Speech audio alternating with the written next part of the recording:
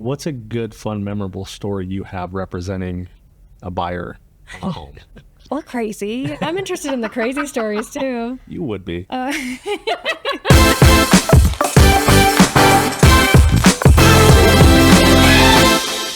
Hey, we'd like to welcome everybody out for a new episode of the South Valley Chamber Podcast with Dave and Jen. I'm Dave. I'm Jen. Welcome, everyone. We have an incredible guest and a super hot topic that I feel like everybody is talking about, which is the housing market here in Utah. The housing market. Wah, wah. So we're joined by Jana Oman from Coldwell Banker. She's a real estate extraordinaire and the expert on all things Utah housing. Well, I appreciate that. That's a lot to live up to. We're going to put you on the spot. We better see that crown coming off the top of your head today. I forgot it, but I guess it'll just magically appear. Yeah. So over the last couple of months, I've had the awesome opportunity to be able to get to know Jana as a person on the chamber level. Professionally, we're in tune on a couple of things now, and she's done an extremely wonderful job for me and my clients and helping out and everything that she brings to the table. I'm like, we got to get you on this podcast and talk about everything you know, because she's a wealth of knowledge. So amazing. I'm so excited. I feel like there's been so much talk about the housing market here in Utah and should you buy, should you sell, should you wait, all of the things, right? So this is really interesting to me because I am one of those people that is trying to decide when is the right moment to sell my house in this particular market. And there's been so much change, right, over the last, 4 years. So I'm eager to dive in. But Jana, tell us about you first. You are a real estate agent for Coldwell Banker, but you are so much more than that. So tell us your story and how you got into real estate. Yeah, well, I started off in tech many, many years ago. And then I transitioned to real estate and started investing. So I've been in real estate a little over 8 years and been helping residents or doing residential real estate during that time, and then eventually got into investing, which is funny because a lot of the time people start investing and then they become a real estate agent. But that's a little bit about my business side. But I am on my family side, I have 4 kids. I've been married for a while now, and we live in Cottonwood Heights. Bought and sold many of my own personal homes and invested along the way with the family and trying to incorporate a lot of the family, the kids in real estate, trying to get them excited because it's a very important topic that a lot of people don't know about. And are they excited about hearing what mom does for a living? No, not at all.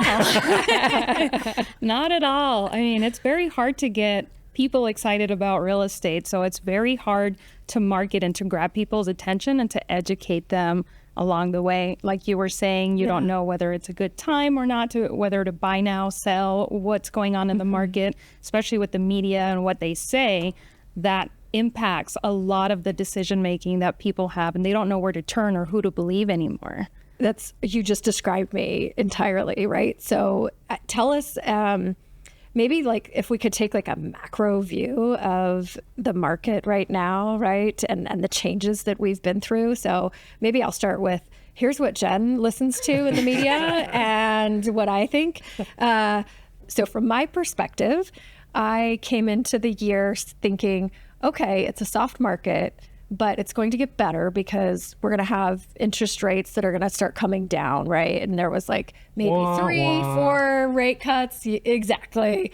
And that's clearly not going to happen now. I think I heard the other day that maybe we'll get 1 rate cut this year if we're lucky, but inflation is starting to creep back up. So for me, I translate that into, Jen, you're just going to have to sit tight. There's no reason for you to be jumping into the market on either side as a seller or a buyer. So I'm sure you hear this all the time.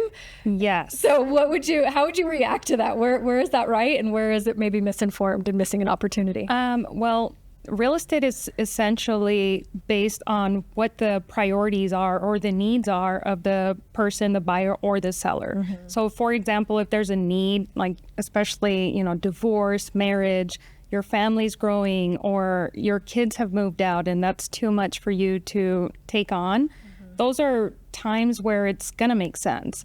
And other times you have a position where you don't need to move. It's more of like something that you want versus something that you need. Sure. So you have to take that into consideration as well, well as You the gotta long wait for the term. new pool.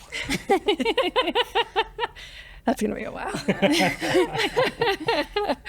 So as well as the long-term goals, you want to, if your goal is to be comfortable in a house that you're going to stay in forever, is that the home that you're in right now? And if not, does it make sense to maybe rent the house that you're in and utilize the funds, because I'm sure you probably have a great interest rate, which seems to be what's going on in the market right now. A lot of the homeowners don't want to sell because they have such a great interest rate. It doesn't make sense for them to, leave that, sell their house, and then get into a higher mortgage with less than what you're seeing out there. So again, it all depends on what it is that you're looking for, whether it is something that you need or something that you want. That's a great way to think about it. And you mentioned the option to rent rather than sell, right? Yes. What's the rental market like in Utah?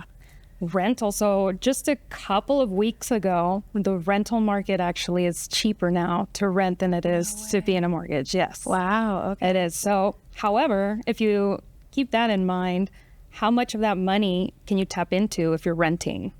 Whereas if you're paying a mortgage, whether it's a little bit higher, you can tap into that later on if need be through equity that you're building in a property. But if you're paying a rental, you're paying somebody else's mortgage, right? Essentially, you're paying for somebody else to have that privilege. Braden's in the background just shaking his head because he knows exactly is what's my going life. on right now.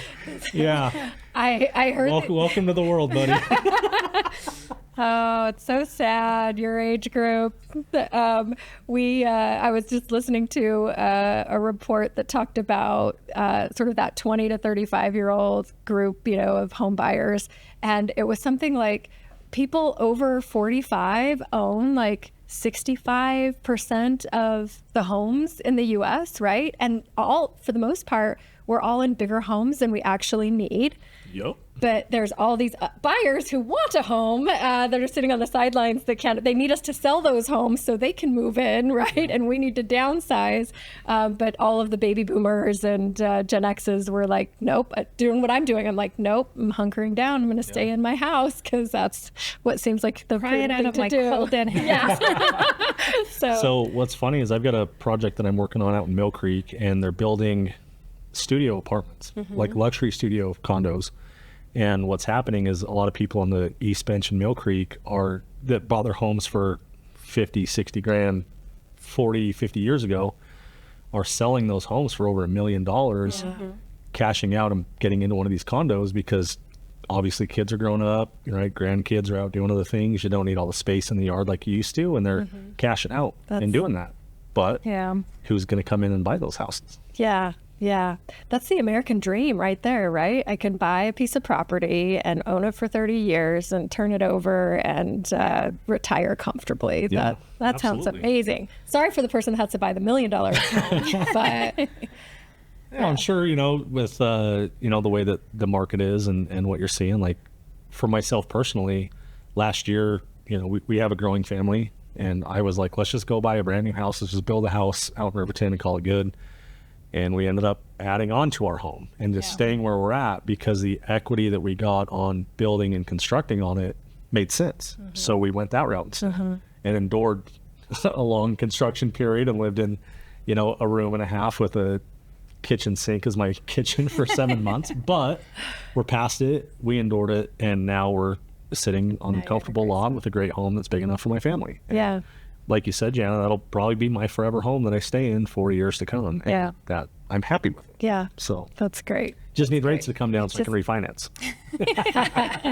That's not me. That's not my That's not your part. So if I am a buyer in this market, right, I'm obviously, I don't know, what is the buyer's experience like right now? So maybe I'm in a need situation. I need to buy, right? What's your advice to buyers to sort of successfully navigate the housing market? Definitely need to work with an educated real estate agent. And even when there's not a need, let's say, it is the American dream, owning a home. If that is something that somebody wants to do, look into it, because there's so many options. There's grants available to help with down payment. Sellers right now, we're still at the point where sellers are helping with closing costs and things like that. So that helps those first-time homeowners get into homes. And a lot of them are going to be in a home that's not going to be their forever home. They can get into townhomes or condos to start off as a stepping stone into homeownership. But I would say talk to an educated real estate agent that can help guide them to that process, whether it's now or just help prepare them to get to that position when they're ready. That's great advice. What is it like for, so I remember 2 years ago, my niece was trying to buy a house, and she was making offer after offer after offer, and it was so competitive, and asking price was $50,000-$70,000 more than, what they offered was more than the asking price. Yeah.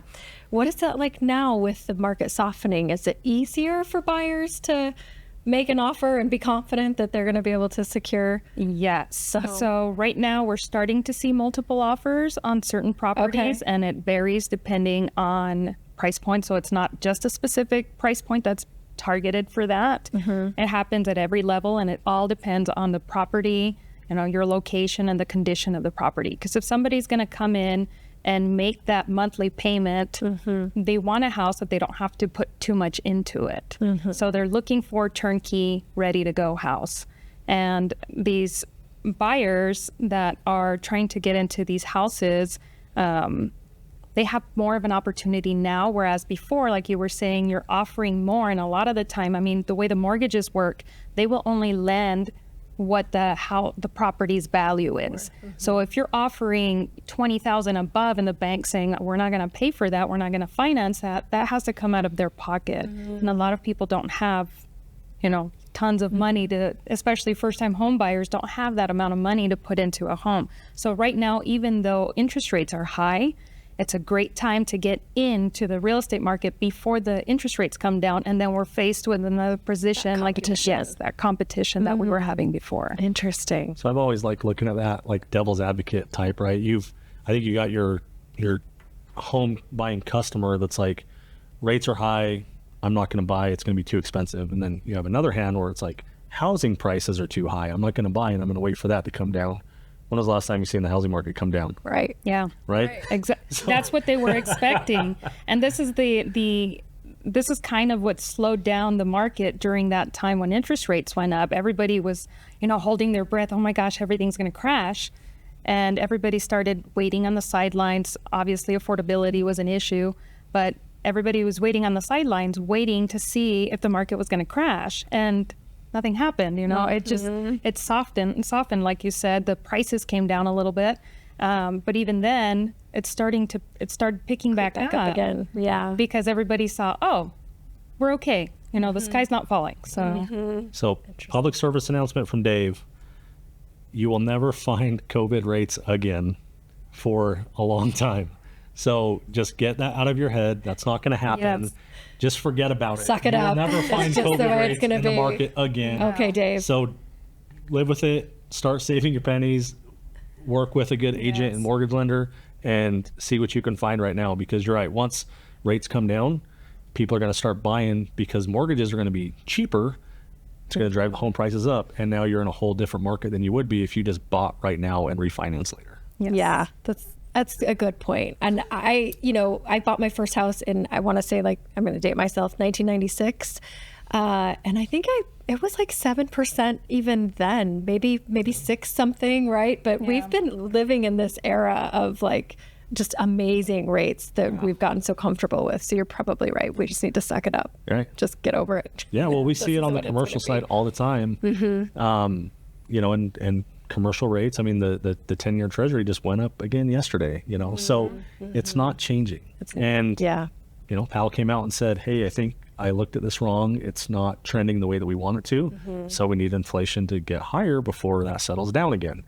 That changes your complete outlook, and now you're not expecting 4 rate drops this year. It's not going to happen. It's not going to happen. It's not going to happen. Yeah. Especially with all the exciting things happening. We got an NHL league coming. That's right. Woo. What's that going to do to the economy? Yeah. And then we have all these new projects that are happening, all the downtown. I mean, it's going to be unrecognizable in a few years. Yeah. So speaking of that, if I am buying, right, what are the hot areas right now sort of in the valley, right, that people are really interested in?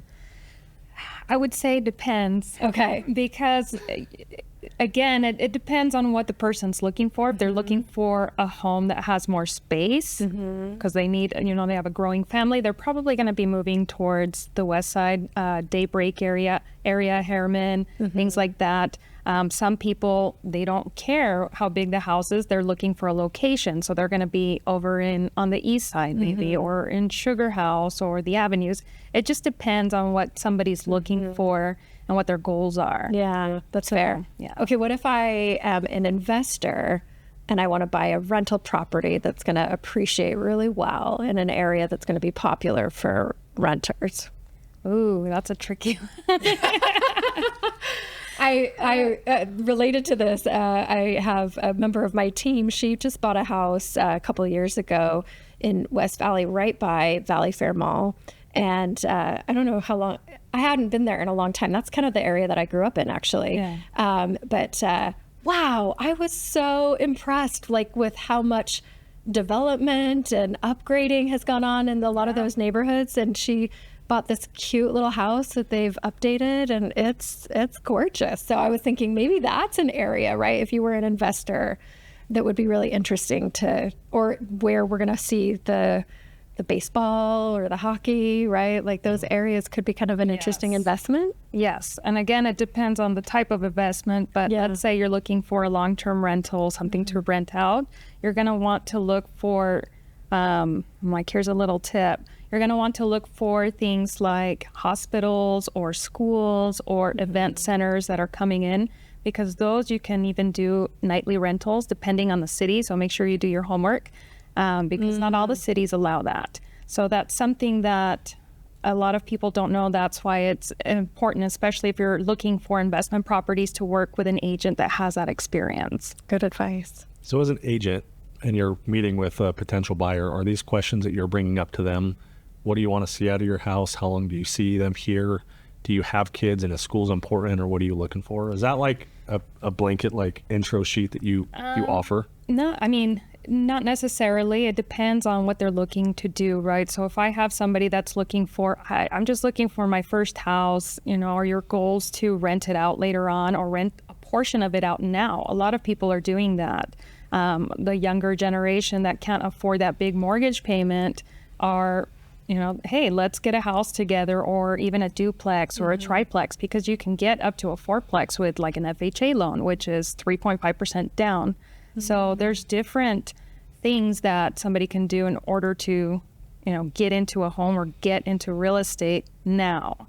But yeah, that's those questions are asked depending on, what it is that they're looking for, whether it's now or later. Yeah. So I wish I would have been educated by my parents on real estate and credit and All the saving money and all those things. I think for them, it was like, this kid's a hellion. We need to make sure that he's just staying in school and getting good grades, right? Just keep him alive. Or, yeah, right? And that's basically what it was, right? Like, make sure that Dave's not being emergency room from skateboarding, right? And that other stuff didn't become important. But I remember graduating school and, getting into college and those things. It's like, okay, how do I manage adult life at this point, right? And so I'm going to back Dave's PSA. We're going to share some wisdom again today, right? on home buying that I wish I knew when I was younger. First time home buyers, listen up, Braden. This involves you, right? So you talked about FHA and having 3.5% down. That's how I bought my first home, because I didn't want to put so much money into a down payment.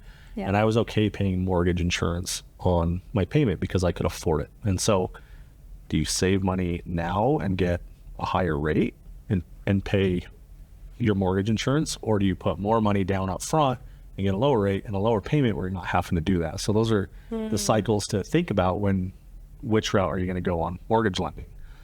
And then as I became a homeowner and a couple years down the road, the market's going up, and all of a sudden you've got money in your house with equity.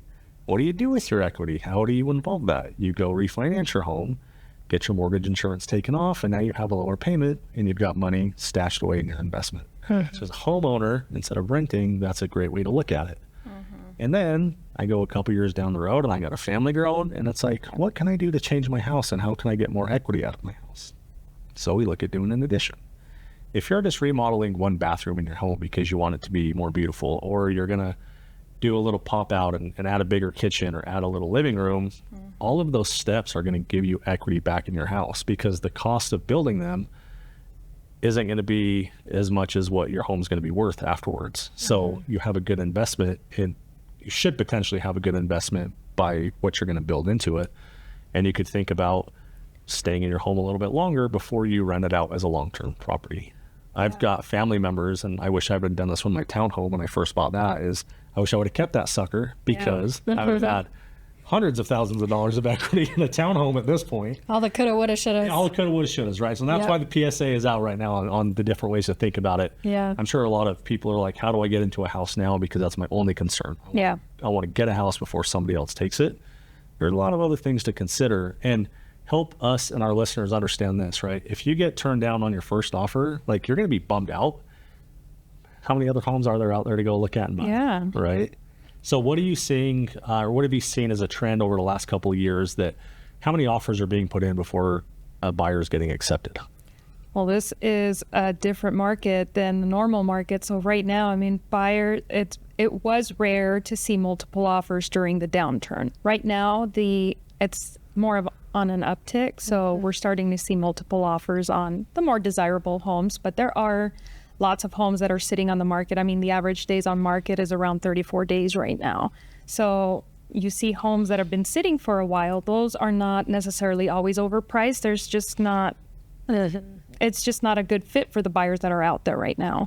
And those are the ones that give you the best opportunity to get in, because the sellers are, maybe they're in need, they're urgent, like, I need to sell this house. So they're more willing to work with a buyer on any contingencies that they have, or maybe they need some funds for closing and things like that. So that's what I Makes sense. Yeah. So, in my experience buying a home, as you've said, it's been so essential that I have a really great agent, right, that can help me navigate all of the unpredictable things that happen, right, when you're going through that process.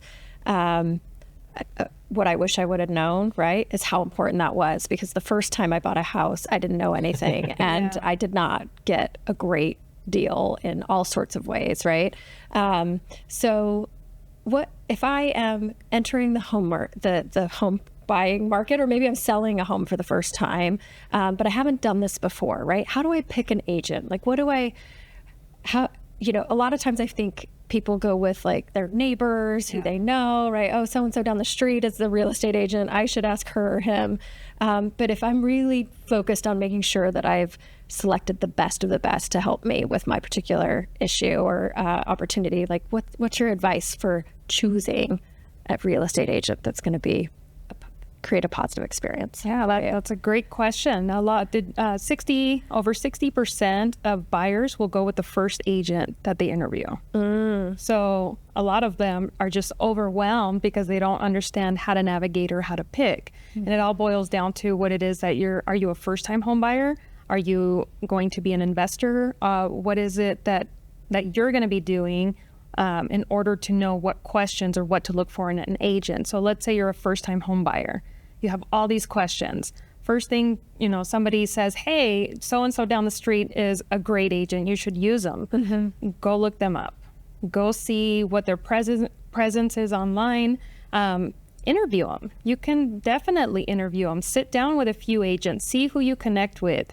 A lot of people end up working with agents that they don't like. And a lot of people... I've been there. Yeah, I know what that's like. I've been there. And it's like they just continue to work with the agent because they just, they're like, okay, I want to get it done now. Mine was like, okay, you're an agent. You can help me buy a house. Let's just do it. Yeah. And so that's why, you want to start early on. Or let's say you see a house and that's, you need it right away.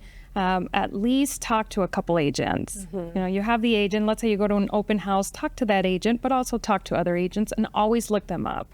But again, going back to as a first-time home buyer, you don't know what you're asking. You don't know what you don't know. Right. Right. And so again, when you're talking to these agents, Google's your best friend. I mean, you can ask Google, what question should I ask? ChatGPT. Yeah, Or you can go to Jana Oman Real Estate on Instagram and check out her funny reels, and you'll want her to be your agent from the start.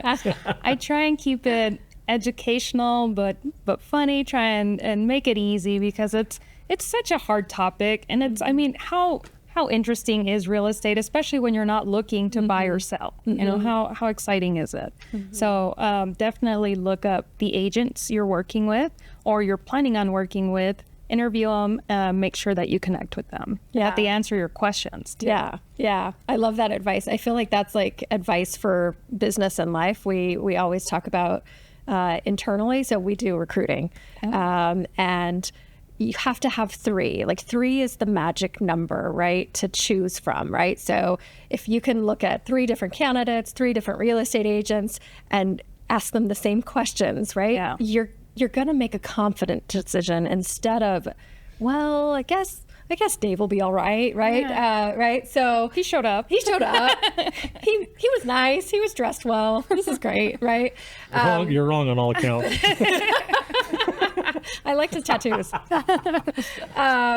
Anyway, but coming back to that first-time home buyer and interviewing, as you said, a real estate agent, like, what would you say is like the top 3 things I should know about a real estate agent and their process or the way they approach supporting a buyer to help me make that decision? Because as you said, they don't know what they don't know, like what they should expect.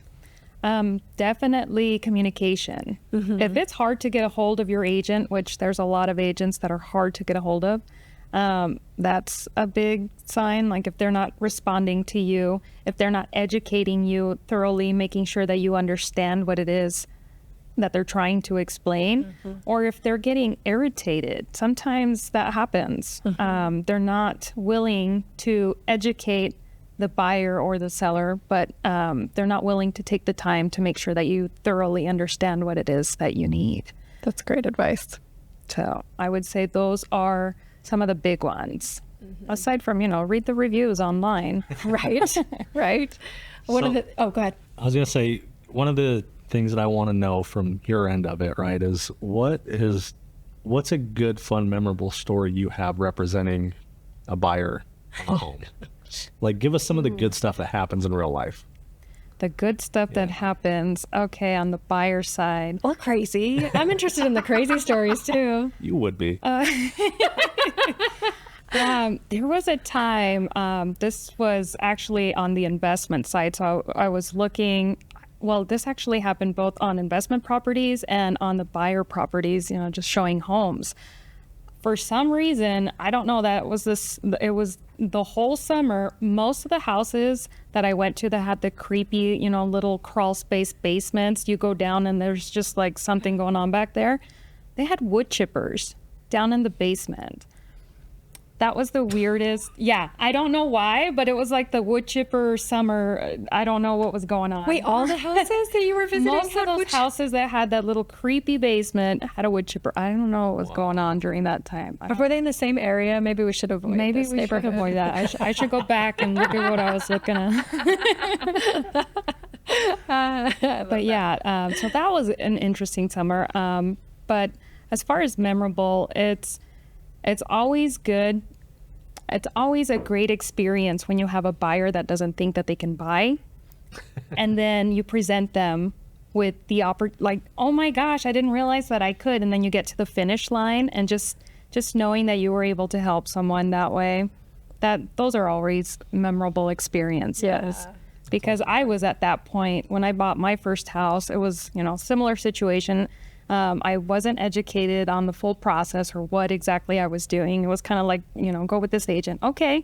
And not having that connection with, or that understanding, that was a big deal. And even when I sold that property, not knowing all the things that I could do, the options that I had. Oh, I can make it a rental?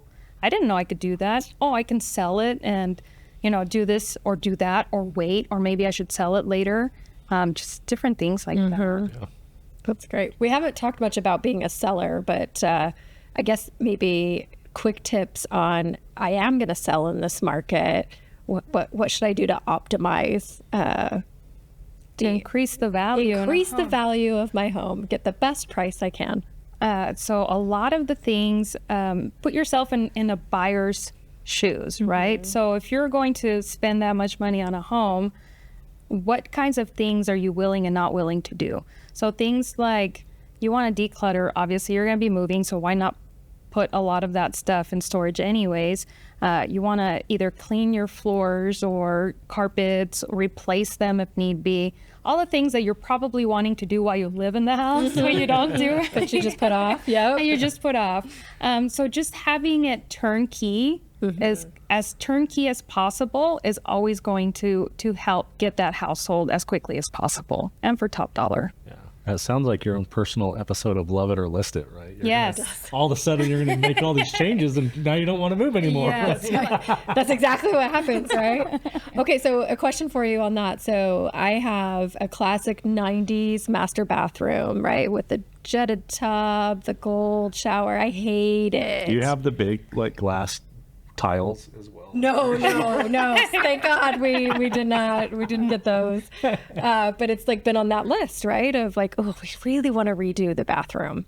So when I talked to my husband about selling the house, I'm like, we got to do that before we sell the house, right? And he's like, I don't think we're going to get any the value out of it, right? With what we would have to put in. So what are the rooms in the home that if I'm going to update and upgrade before I sell for the purpose of selling, what's worth doing and what's absolutely don't waste your time. You're not going to get enough. Oh, kitchens and bathrooms are number one. So if you can redo a kitchen, if you can do a kitchen or bathroom, and always, we have different tastes. So as neutral as you can get, as possible. Yeah. Yes. Sure. Because there's even fix and flippers or investors that don't do the research. Don't go. Going to the parade of homes is an excellent way to do it as well, because you can get an idea for what's trending, right?